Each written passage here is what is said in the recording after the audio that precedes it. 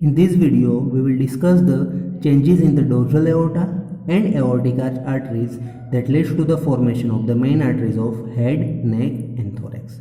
In the dorsal aorta, there are two changes. First one, it grows headwards beyond the attachment of first arch artery, where it gives ophthalmic branch, anterior and middle cerebral branches, and it terminates as a posterior communicating artery. Caudally, both the sides of dorsal aorta gets fused in caudocranial direction and form a single aorta. Extent of fusion is from 4th lumbar to 4th thoracic segment. Changes in the aortic arch arteries we will divide into two phases. In the branchial phase, there are four changes. The first one, most of the first arch arteries gets disappear except part of maxillary artery. Second one, most of the second arch arteries gets disappeared except the part of stapedial artery. The reason for the regression of first and second arch arteries is the caudal shift of the heart.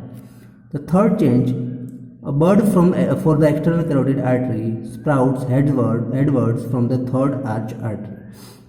And fourth one is, a bud for the seventh cervical intersegmental arteries sprouts laterally from the dorsal aorta caudal to attachment of sixth arch artery. In the postbranchial phase, there are three changes. The first one is regression of ductus caroticus. Due to caudal shift of heart and gradual elongation of neck, blood stream in the aortic sac is such that the blood from the third arch artery goes headwards and blood from the fourth arch artery goes caudalward. So the portion of dorsal aorta between the third and fourth arch arteries, which is known as ductus caroticus, gets regressed. The second change, from the sixth arch arteries, buds are given to the developing lungs.